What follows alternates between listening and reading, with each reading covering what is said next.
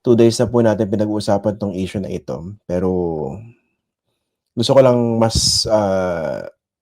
gusto ko lang sikapin na mas ipaunawa ito sa ating mga kababayan, ito pong mga nangyayari, okey? So, merong pasabog itong si Zaldico, lumantad siya. Pinadaan niya sa video, clearly meron pong strategy involved dito. Meron taktika, meron siyang, end o purpose na gustong ma-achieve dito sa kanyang ginagawa. Ang basa ko po rito, hindi naman niya kailangang umuwi dito, as far as he is concerned. Hindi niya kailangang umuwi sa Pilipinas. Kailangan lang niya mailabas itong mga akusasyon na ito. Siguraduhin magmamarka. Hindi niya kailangang maglabas ng sapat na ebidensya na tatayo sa korte. Pero evidence that will be compelling enough to stir the public imagination. Kailangan lang maging believable. At ito magagamit doon sa mas sinister na end na gustong mangyari nito mga DDS. Ano po yun? Pabilisin yung pagpapabagsak dito sa administration. Okay, ni Bongbong Marcos. Baka isipin nyo, pinagtatanggol ko si BBM. Wala akong pakialam dyan kay BBM. Wala akong kabilib-bilib dyan kay BBM. Doon ko po binabanggit sa inyo. Ito pong problema sa budget. Hindi pwedeng hindi ito alam, numero uno, ng Speaker ng House of Representatives. Kaya ako iniintay ko makasuhan na itong si Martin Romualdez. Pero kailangan matibay ebidensya para siguradong kulong. Okay? Pero kasi logically, pinapaliwanag ko po ito sa inyo lagi. Pwede ba namang yung mga insertions na dambuhala, hindi alam ng speaker? At alam po ito ng mga nandyan sa Kongreso. Yung pagpili ng tagapamuno ng Appropriations Committee, hindi pwedeng hindi bata yan ng speaker. So ito si Zaldico, bata ito ni Martin Romualdez. Okay. Ito naman presidente. Yung budget, siya yung lumagda niyan, di ba? Doon sa dulo. Hindi ba niya sinilip yung mga insertions? Hindi ba nakarating sa kanya? Dalawang bagay yan. Kasabwat ka o incompetent ka. Sa ngayon, nandun muna ako doon sa latter choice. Incompetent ang Pangulo at the very least. Dahil nakalusot ito sa kanya. Kinulang sa pagbusisi. Kinulang sa vigilance. Alam niyo po ba yung tawag sa ating national budget? Ang tawag po dyan, the President's Budget. Sa kanya po nanggagaling yung panukala na yan. Yung tinatawag na National Expenditure Program. So, siya po yung naghahanda niyan. Of course, through the Department of Budget and Management. Sisimula po yan sa budget call, etc., etc. Tapos, bubusisiin nito mga nasa Kongreso, Senado, at saka House of Representatives. So, kung pag-uusapan po natin itong credibility or lack of it nitong mga sinasabi ni Zaldico. So far, ang basa ko po dito, meron siya mga bagay na sinasabing totoo, pero meron din po siya mga sinasabing palabok, pandagdag. Dahil clearly merong agenda dito sa paglabas ni Zaldico. Ano po ba iyon? Sa pagbasa ko lang, no? Una-una, to save his skin. Okay? Iligtas yung sarili niya. Pangalawa, mukhang tumawid na siya doon sa kabilang puwersa. At kailangan itong pasabog ni Zaldico para magkaroon ng fuel, para mas paypayan yung apoy na kanilang sinimulan. Para nga, mapabagsak ito si BBM. Doon palang highly suspect na po Hindi po ba? Ito mga taong sumusuporta sa kanya, itong nagko-coordinate itong mga efforts na ito, clearly, gustong pabagsakin yung Pangulo. Okay? Hindi po ito mga advocates against corruption. Hindi po ito mga nandyan dahil ayaw nila sa corruption. Nandyan po yan para pabagsakin yung Pangulo at para iupo si Sara Duterte. Kasi kung ikaw, galit ka sa corruption, hindi ka rin mabibilib doon sa ipapalit Dahil siya mismo may akusasyon ng corruption sa kanya. Okay? At alam niyo po na coordinate itong attack sa ito. Tingnan niyo lang po itong ating discussion ngayong gabi. Napaka-active po ng mga DDS trolls dito Clearly coordinated po yan. Pero again, going back dito sa akusasyon ni Zaldico, kailangan talaga seryosohin yung kanyang mga akusasyon. Pero para seryosohin yan, umuwi siya rito. Panumpaan niya yung kanyang mga akusasyon at maglabas siya ng mga ebidensya. Mahirap bilhin yung sinasabi niya na takot siya para sa kanyang buhay. Dalawang bagay, di ba? Nabanggit ko po yung kahapon. Unang-una, ito, sinabi rin naman ni Congresswoman Leila de Lima. Kung ikaw si Bongbong Marcos, mas kailangan mong buhay si Zaldico. Poprotektahan mo yan. Mas kailangan mong buhay yan. Bakit? Pag namatay yan, pag may nangyari dyan, ikaw yung masisisi. Ngayon, kung ganun po yung senaryo, sino ba sa tingin niyo yung mas makikinabang kung mawala itong si Zaldico? Kung may mangyari sa kanya. Hindi ba yung gusto magpabagsak kay Bongbong Marcos? Bakit po? Dahil pag namatay yan si Zaldico, automatic ang sisi dito kay Bongbong Marcos at mas mapapabilis yung pagpapabagsak niyan. Di ba? Tapos pangalawa, ito hindi ko talaga matanggap no. Dun sa sumunod na bahagi ng video ni Zaldico, dun daw sa 100 billion insertion, wala raw siyang ibinulsa. Wala raw napunta sa kanya. Aba kung ganun, ikaw pala yung pinakamatinong tao sa balat ng lupa. Baka dapat i-canonize na ito. Kasi lumalabas yung halo niya tapos meron pang pakpak. Anghel, magaling. Hindi ba? So doon pa lang meron ka na mga questions, hindi po ba? Tapos ito, okay, si Bongbong Marcos, at the very least, incompetent yan, si Bongbong Marcos, para mapalusutan siya nitong mga dambuhalang insertions na ito. For someone na galing po sa legislature, for someone na naging congressman at naging senador, nagkulang yata siya sa pagtutok. Okay? So that would make him, at the very least, incompetent. Okay. Pero in fairness to him,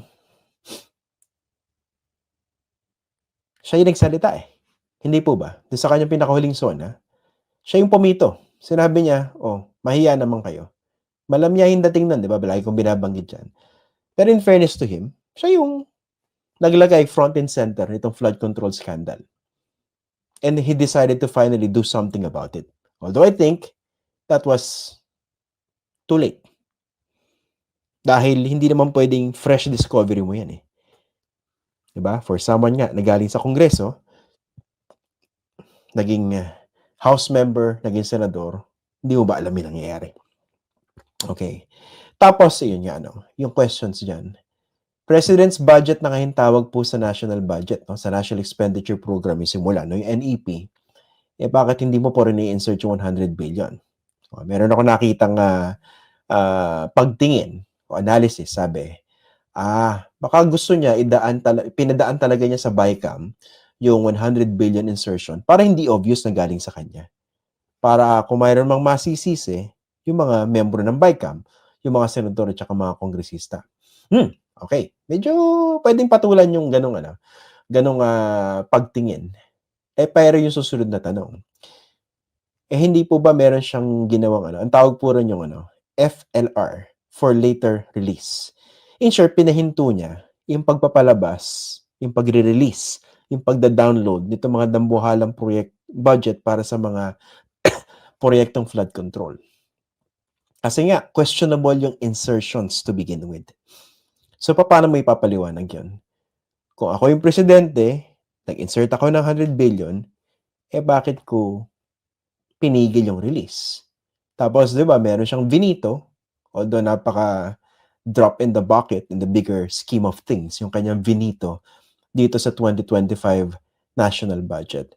Pero again, itong mga pagkilos na ito, kung ikaw wala kang bahid ng politika, tingnan mo lang siya from afar, objectively. I-analyze mo lang siya. Parang, sabi nga nila, something doesn't add up. So, kung script man itong nanggagaling kay Zaldico, siguro dun sa mga scriptwriters niya, paki-repaso yung script, paki-ayos ng konti. Something doesn't add up. And of course, chief of which is the claim that Zaldico received not a single centavo out of this. Ang hirap paniwalaan, no? Sina Diskaya may inamin, eh. Sina Yusek Bernardo may inamin, eh. Itong sina Henry Alcantara, tsaka mga miyembro nung Bulacan Engineering District, may mga inamin, eh. Si Zaldico wala, ni isang kusing. Ang hirap naman yata paniwalaan nun. Ang hirap naman yata tanggapin yun. Hindi po ba? Tapos ito, iuugnay natin dito sa bigger political scenario sa ating bansa. Kung ikaw yung mga DDS, lalo ito, nasusukol na itong si Bato, nasa dahig na itong si Duterte, sabi nila baka raw sumunod si Bongo, talagang mamadaliin mo kung ikaw yung DDS, di ba? Na magpalit ng administrasyon. Kasi yari ka, eh. Kung ikaw naman yung mga senador na maka-DDS, whether closet DDS o outright DDS, hindi ba mas gusto mong magpalit agad ng administrasyon? Lalo doon sa mga senador na nauugnay at nakatakdang kasuhan dito po sa flood control. Hindi po ba? So itong mga ganitong puwersa, itong ganitong mga interes, nagsasama-sama ngayon yan, eh. Para i-destabilize or i-destabilize itong administrasyon. Ngayon ang tanong, ano po ba yung response dito ng Marcos administration? Meron po ba silang malinaw na plano para i-counter ito? Again, wala akong pakialam. I'm not in the business of defending this administration or giving them any ideas. And sa akin lang, ayoko po nung extra constitutional means to grab power. Kaya nga tayo may election, eh. Because that will set back our democracy. Again, napaka-imperfect na nga po ng ating demokrasya. Magkakaroon na naman tayo ng ganito. Or siguro, yung isang option, yung military adventurism, yung mga nag-a-advocate ng junta, hindi po ba? Pag yan po nangyari, kawawang-kawawa yung demokrasya natin. And more concretely, no? Kaya po, very passionate ako dito sa nangyayari, no? Ito, power play, power struggle between and among elites. Diba? In the end, ang pinaka-biktima po tayo, yung kawawang Pilipino na naman, eh. Yung ordinaryong Pilipino. Diba?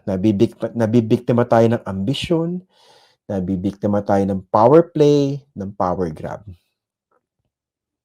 In the end, kahit papano, kahit na may mapanagot dito sa flood control, naniniwala ba kayo na maaayos nila yung sistema?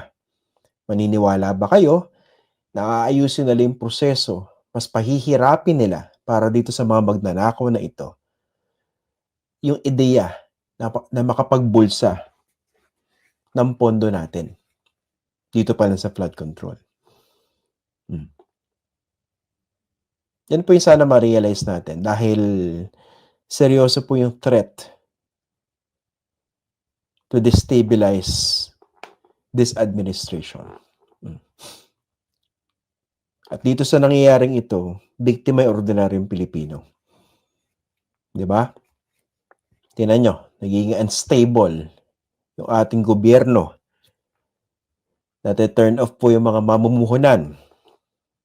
Sino ba naman yung matutuwa sa nangyari sa Pilipinas? Ang gulo-gulo nyo dyan.